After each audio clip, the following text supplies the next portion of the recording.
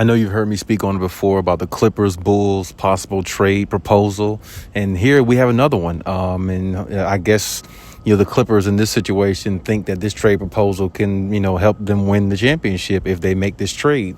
So of course the name that pops up the most, or that you've heard about me speak about, maybe others speak about as well, is DeMar DeRozan. Now, I've said before my stance on DeMar DeRozan. I think he's a very good player. I don't think he's a superstar. I think he's a star player in his own right. I think he's very good. I think he's a tough-minded guy, tough player on the floor.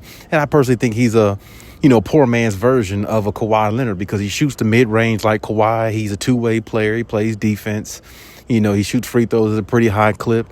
And he's very, a lot of times when you watch him play, a lot of his games, you see a lot of efficiency in the way he shoots and the high percentage shots he takes, kind of like a Kawhi Leonard. But, of course, Kawhi is a better player to me, because not only because Kawhi's won championships, but Kawhi has cemented himself in another type of platform, or one of the elites, because his defense is on another level compared to DeMar DeRozan's. And on top of that, he's helped carry teams to win championships, not just be a part of a team to win a championship, in which DeMar DeRozan hasn't had the experience to do either. But even still, regardless of that, DeMar DeRozan is a very formidable player. And I don't want to diminish any of his skill sets or anything like that, because he's really good. He's not a bad player. He's just not a player that I personally, like a lot, or see as one of those potential players that could, assist the Clippers in winning. Because to me, when you're asking your team to go out and get players that's going to help them win, you got to go out and get players that really complement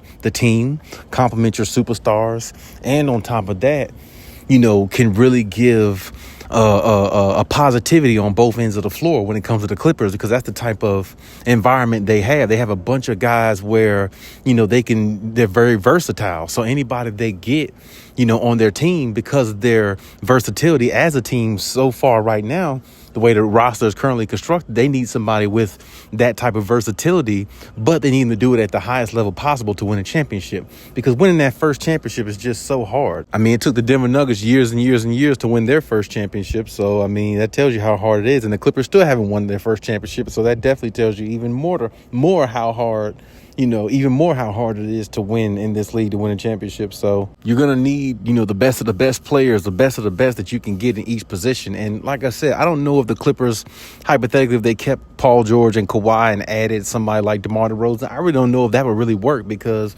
I'm not sure who the Clippers would really actually want to give up to get somebody like DeMar DeRozan. Now, the proposal trade is for Robert Covington, Marcus Morris, Amir Coffey, and 2 picks for DeMar DeRozan. I personally think that's too much for a player of his caliber. I think that's something you give for like a superstar type player, not a star player, or a player that's barely a star player that barely gets his team to the playoffs, in the Bulls, and not, living up to a lot of his contract money that he gets paid.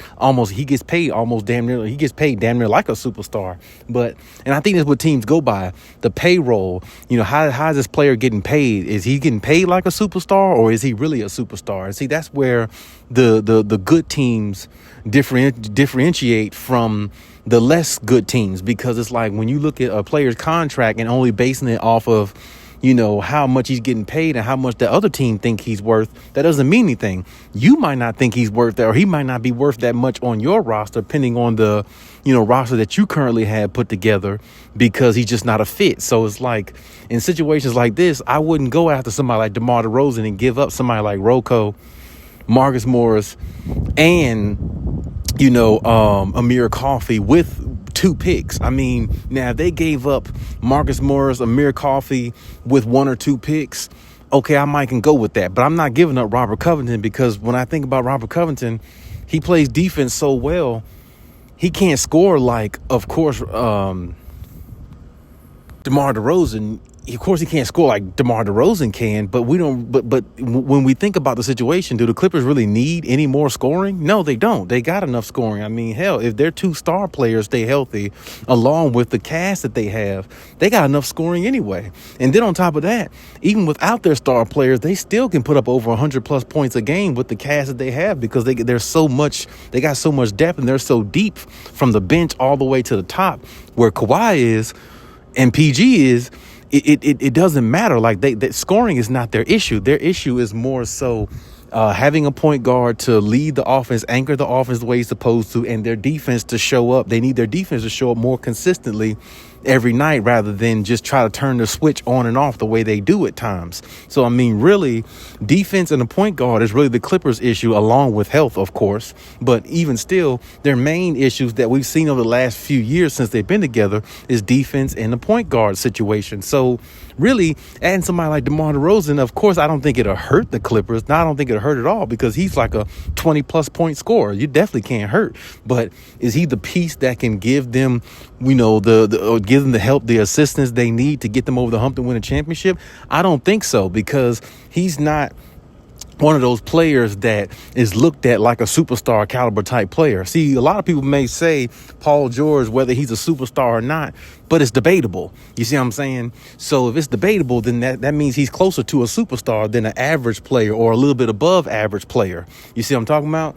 And when I think of somebody like DeMar DeRozan, he's really not a superstar because it's really not even debatable. And like I said, what he can give the Clippers is some more offense, but like I said, defensively, I mean, he's going to help on the defensive end because he's a two-way player, but the Clippers already have all they need piece-wise. Only thing they really need is a point guard who don't turn the damn ball over, and they have to consistently want to play defense every single night and don't let up. That's their thing. And of course, you know, health is always a big issue with them, but you can say that about any team. But either way, this team already has everything they need. I just think they need a better point guard to direct them and slow the offense down and go in half-court sets and execute at a high level when it comes to playoff games, along with their health. And that's really all they need. I wouldn't take away all the Clippers' depth, you know what I'm saying, or trade away most of their depth for one guy in DeMar DeRozan who might get injured. I'm not saying DeMar DeRozan isn't worth the trade, really.